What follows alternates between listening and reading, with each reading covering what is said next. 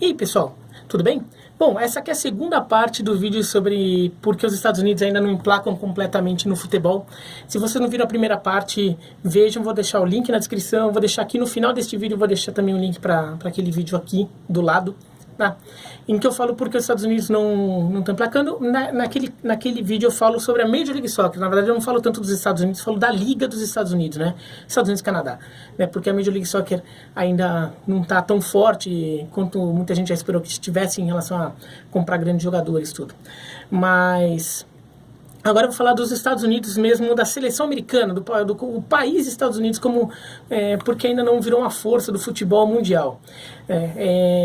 Existem algumas questões aí que falam assim, sobre todos os aspectos dos Estados Unidos já deveriam ser uma força, sobre aspectos objetivos que a gente pudesse medir. Primeiro, eles estão investindo nisso já há muito tempo, né? A Major League Soccer foi criada em 96, então eles já estão há mais de 20 anos com uma liga consolidada, que é uma liga que teve altos e baixos ali, mas já vem há um bom tempo numa trajetória ascendente, então não há muito a que contestar aí sobre a consolidação da liga dos Estados Unidos, né, da Major League Soccer. E o trabalho da Federação Americana é muito forte e na formação de jogadores, inclusive, tem um trabalho aí de base forte, muito investimento, muito dinheiro investido, com centros de formações, tudo, e não dá resultado. Não dá resultado assim, não dá resultado como deveria dar.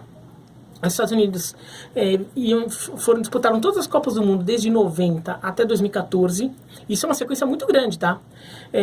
Poucos países no mundo tinham uma sequência de Copas do Mundo maior que a dos Estados Unidos. Só o Brasil, que disputou todas.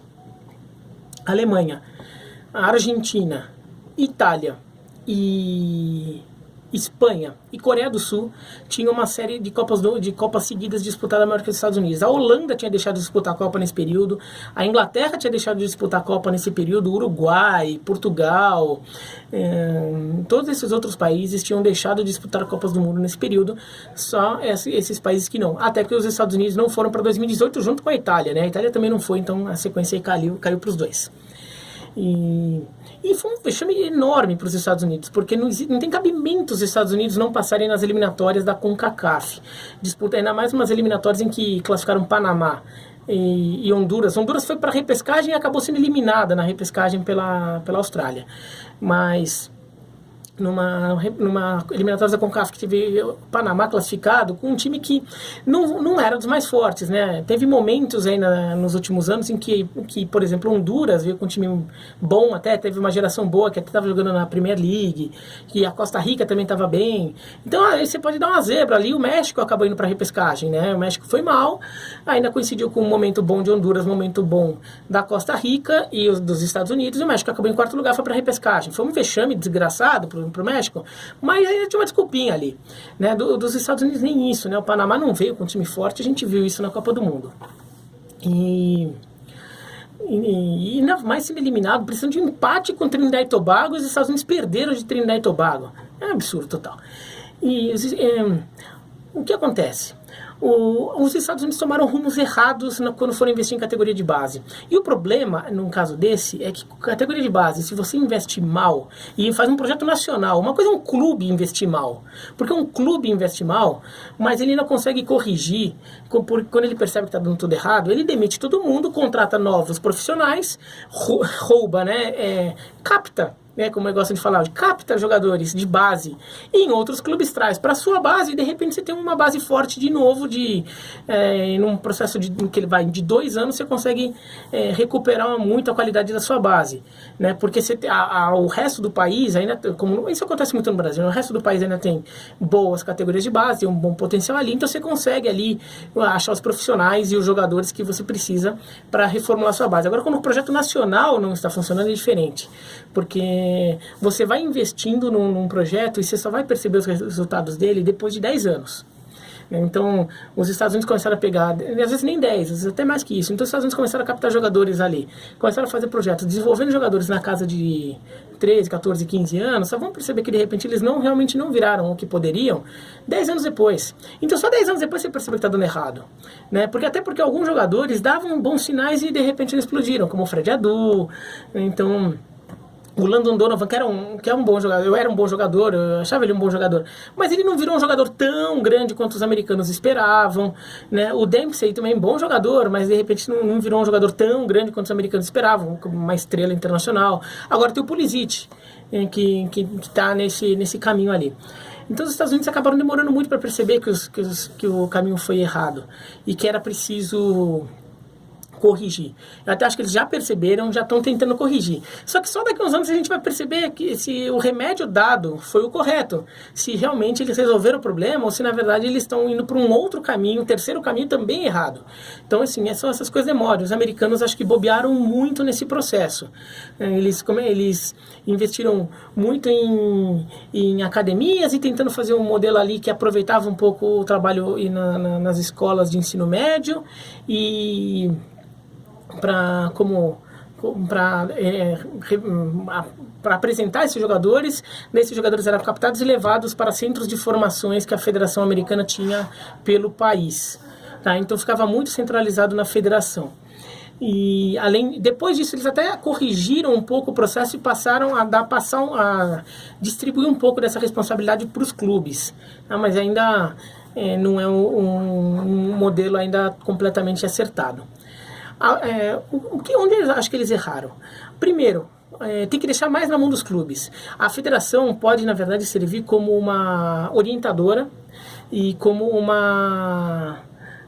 como se fosse, mal comparando ali, como uma reguladora ali. Então ela pode criar as regras e ela pode até criar condições assim de, por exemplo, estar sempre organizando eventos que incentivam o intercâmbio de profissionais, em que por exemplo, injete dinheiro para que os clubes tenham mais condição de, por exemplo, contratar treinadores estrangeiros para a sua categoria de base, né? Então trazer, de repente, as melhores categorias de base hoje estão na Espanha, ou na Alemanha, de repente você contratar técnicos espanhóis ou alemães ali para trabalhar em determinados clubes, para trazer novos métodos de treinamento, trazer métodos mais modernos, trazer até um nível de exigência mais alto, de alguém que está acostumado a viver num universo de exigência mais alta, né? Alguém que está acostumado a treinar a categoria de base de um time espanhol, ou você está trabalhando no Real Madrid e no Barcelona, com o nível lá no alto, ou você está trabalhando num time que vai ter que enfrentar o Real Madrid e o Barcelona, então você também vai ter que saber que seu time tem que enfrentar aquele nível. Então você vai trabalhar com outro nível ali de exigência. Então, os americanos ali, acho que demoraram um pouco para perceber isso, né? E passando para os clubes poderiam ter uma capacidade de captação mais forte dentro das suas regiões. Então, você aumentaria até a capilaridade dos seus olhos ali, né? Dos observadores ali, conseguiria pegar jogadores em mais locais, porque cada clube passaria a ter a sua base. E até porque passaria a incentivar uma concorrência, uma competição entre os clubes que fariam com que houvesse mais investimento e esse nível subiria, né? No mundo inteiro, as categorias de base muitas vezes ficam focadas em clubes e funcionam. E a federação, ela ajuda apenas. Então ela pode até criar momentos em que ela junta os melhores jogadores, para fazer a seleção, e daí você incorpora novos conhecimentos ali, você faz com que os jogadores até troquem ideia entre eles, você traz treinadores dos times ali para conversar com todo mundo, para trocar ideias, mas a federação mais controla, não deixa de existir o trabalho de cada clube. Eu acho que esse foi um erro dos americanos. Eles demoraram para fazer isso e ainda não fizeram completamente. Então esse é um problema. O outro problema é que eu acho que os americanos se conformaram demais com o perfil do jogador de futebol dos Estados Unidos. Conformaram demais por um bom período. Eu acho que também já está mudando, também já perceberam, mas é aquela coisa, até essas mudanças darem resultado, vai demorar uns 10 anos. Né? Qual que é? Durante muito tempo, a formação de jogador de futebol nos Estados Unidos vinha muito de escolinha. Né? Então vinha muito de escolinhas ali, então tem as escolas mesmo, né? As escolas de ensino fundamental, ensino médio, tinha os times de futebol da escola. Beleza, o time jogava os campeonatos, tudo, e alguns queriam fazer futebol, fazendo escolinhas, clínicas de futebol, tudo. E deixou o futebol dos Estados Unidos acabou tendo uma penetração popular muito pequena entre os jovens. Ele virou muito um esporte de classe média. E eu tenho nadíssima contra a classe média. Eu sou uma pessoa de classe média. Mas você está restringindo demais o universo de onde você vai poder achar talento. Né? Então, em vez de você ter 300 milhões de pessoas, dentro de uma população de 300 milhões de pessoas para achar jogadores de talento, você vai estar buscando dentro de um universo ali muito mais reduzido. Até porque o futebol normalmente não vai ser a primeira escolha de um adolescente ou de uma criança americana. Muitas vezes ele até joga futebol bem, mas ele vai preferir seguir carreira no futebol americano, no basquete, no beisebol, porque dá mais perspectiva financeira para ele. Né? E é o esporte que ele vê na TV, tudo. Então, os americanos, eles demoraram muito para perceber que era preciso popularizar mais, fazer o futebol entrar mais no dia a dia de mais gente nos Estados Unidos, gente de mais perfis demográficos. E uma coisa que eu acho que falta muito nos Estados Unidos, no futebol dos Estados Unidos, onde tem muito no basquete. E o futebol deveria olhar para os jogadores de basquete para achar ali o futuro do futebol dos Estados Unidos. Que é o basquete americano. Ninguém nega que tem muita técnica, que tem muita tática, muita disciplina, muito treinamento de fundamento, mas também tem muita atitude e tem muita capacidade de improviso, muito talento individual e muito jogador que aprendeu isso jogando na rua. O basquete americano, quando muitos jogadores surgiram assim, jogando na escola ou na rua quando eram crianças, pré-adolescentes. E o futebol precisava botar um pouco mais, chegar nesse público, né? Chegar nesses jovens e fazer com que a atitude que eles demonstram quando jogam basquete jogassem futebol. Porque os americanos, eles já têm um futebol muito disciplinado, que tem boa formação técnica agora, tática agora.